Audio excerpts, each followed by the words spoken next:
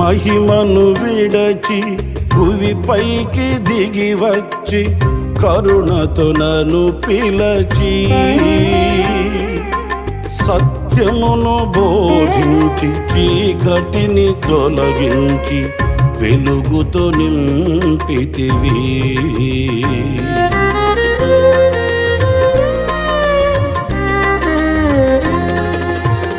మహిమను విడచి భువిపైకి దిగి వచ్చి కరుణతో నన్ను పిలచి సత్యమును బోధించి చీకటిని తొలగించి వెలుగుతో నింపితివి. సదయుడవై నా పాదములు తొట్టిల్లనివ్వగా స్థిరపరచి నీ కృపలో నడిపించు